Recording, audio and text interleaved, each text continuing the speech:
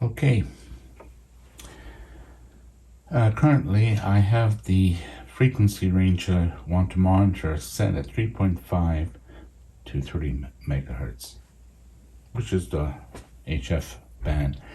However, I'm going to change this to the 10 meter band, which would be 28 to 30 megahertz. And first thing you gotta do is raise the menu and look for, I gotta go back by the looks of it, stimulus. And on my start frequency, there we go, 28 megahertz M. Back to the menu again. My stop is 30 megahertz.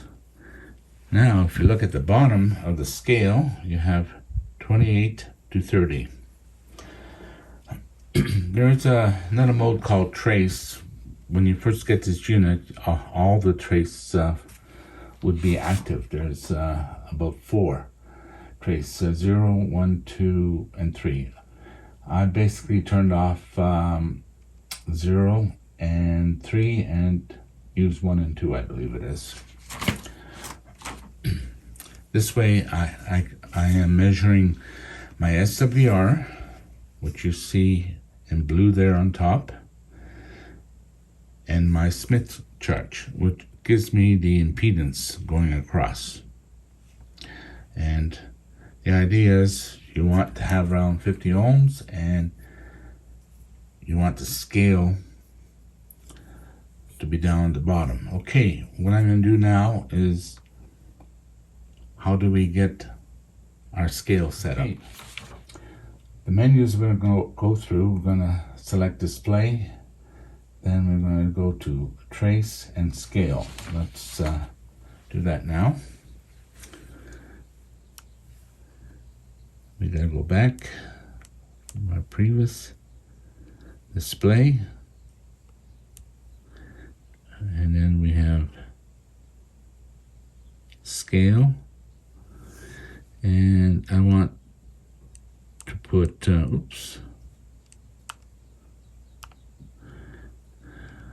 dotted grid, show grid with values, and I'm gonna go here.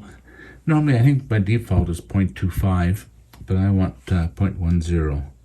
0.10. 2.5 is great when you're perhaps first starting off, but when you're pretty close, there you go. So this is the SWR scale. 1.1 would be a flat match. Okay, so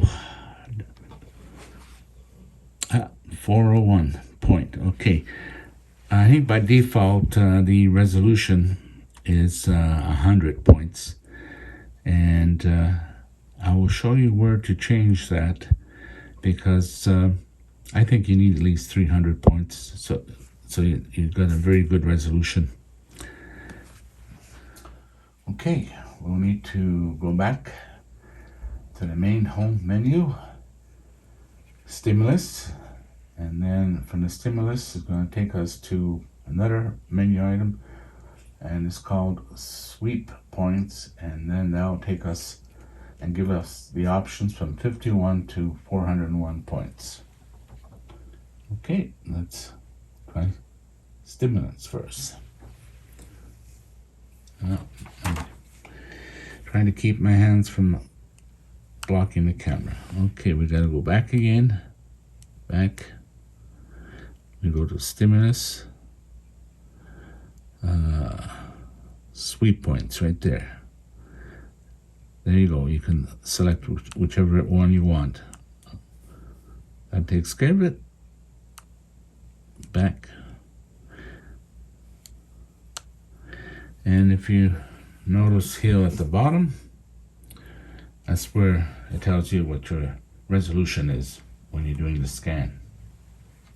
Okay, when you first get this unit, you're going to have all the trace vectors displayed. It looks very busy. So how would you turn that off? Okay, let's go to menu, go to display, trace, and there you go. As you can see, I have the blue and the green turned on. Oops, turned out. So if you click on it, you can turn it off and on. There you go. So I want the trace, the blue one, which will give me my SWR and the SmithChart. Okay, go back. And this is where you would change the format. SWR. Back.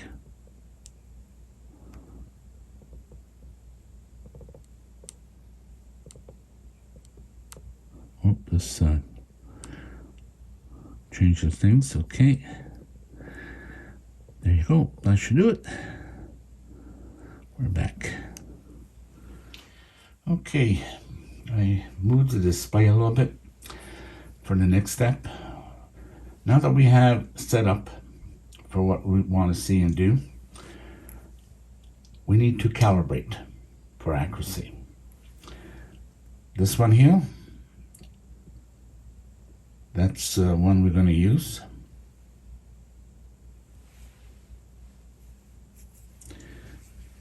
I'm going to take this cover off. Now I need to go to a menu for calibrate. Calibrate. Calibrate twice. Okay, the first one is open. Basically, the pin will be missing on this little cap. I have to screw it in.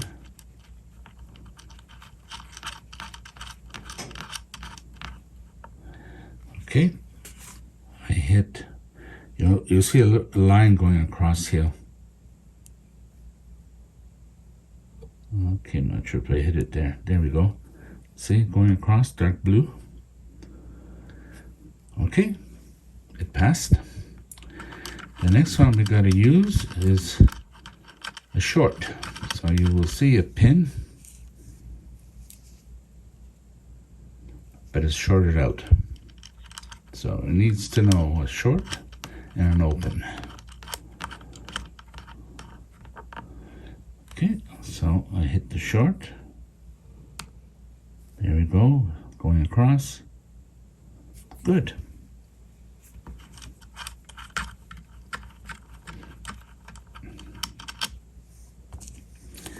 And then next one has a pin, but it's kind of silver color. That's your 50 ohms or 52 ohms. Resistor in there. Oops.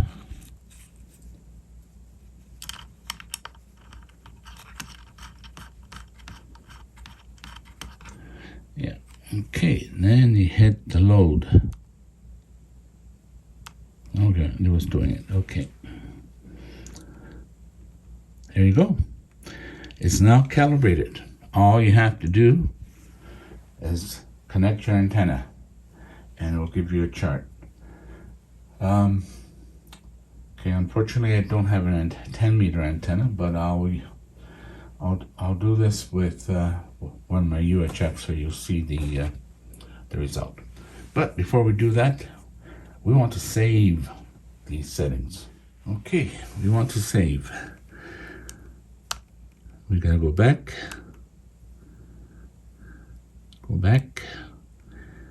and I believe it's in Calibrate, which I'm gonna verify.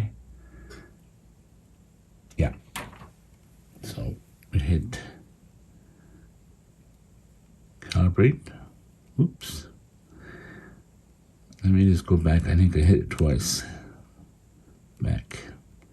Okay, Calibrate. Oh. It takes me in there.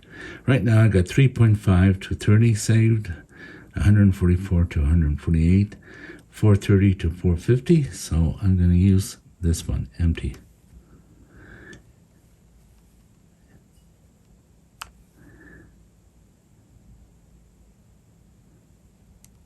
There you go. 28 to 30 is saved. Now that we have, let me turn off this light, we don't need it. Now that we have saved, how do we recall it? Okay, hit the menu. Oops, I gotta go back. And there you go, you have a recall. And let's say I want the 144, which I have the antenna for.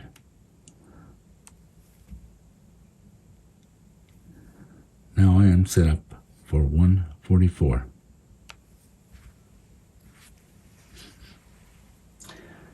My understanding is I shouldn't have to recalibrate, but if it's questionable, or who knows, maybe it didn't save properly, you always could do a recalibration. But before we do that, let's test the antenna and see if it matches what we did on the last one. I have UHF VHF antenna that has a SMA connector already. It's a mag mount. Right now it's just sitting on the carpet floor. I'm just gonna screw this. Oops, I'm gonna take this thing out. Golf disconnected. Deactivating Echo Link. Oh, let me turn down the volume here. That was a repeater.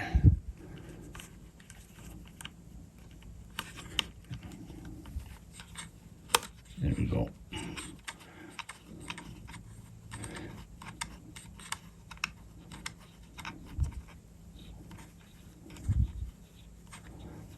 Okay, it's not. Let me line this up again. Okay.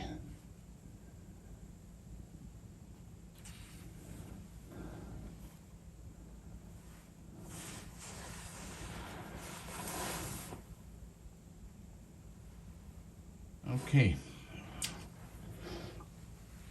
Apparently, when I was explaining the trace, I accidentally turned off or deactivated one of my trace lines, the blue one. As a result, my scale didn't show up, but I turned back on, and the scale showed up in 0.10 increments. And when I hooked up the antenna initially, this blue line going across, this blue line right there going across, that's my standing wave ratio from 144 to 148. This is my other antenna, and initially I just put it on the carpet, and the standing wave ratio was so high that it was above my scale. But the minute I put a metal cookie tray on the floor and the mag mount on that, brought it right down. Which just shows how important your ground plane is. And I know one can improve it, because when I used the cast iron one, it even lowered the standing wave ratio. And what's nice about this, it will record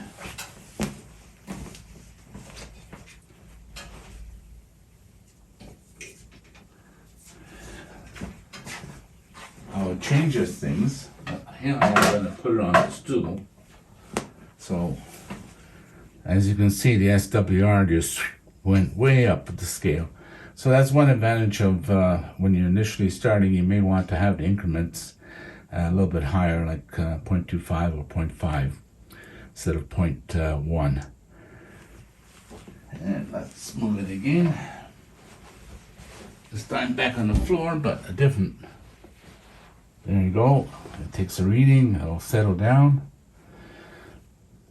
Surprisingly, how this moving at 10 feet, 5 feet, I'm only about 3-4 feet away from it, so I probably will have an effect on it. But despite that, the SWR is adequate for me to be transmitting. Long as it's under 1.5, it's great. You know, this is a simple, really simple, easy and cheap. Like I mentioned, a $50 one will do the same. This one I think I paid $125 because I wanted the larger screen. The $50 one, as you know, it's probably half the size of the screen. Comes in a case, metal case. The cheap one doesn't even come in the case, and then they have plastic cases. With the metal case, you'll get less noise interference going on. I think the little bit I did, it really shows it's a worthwhile piece of equipment.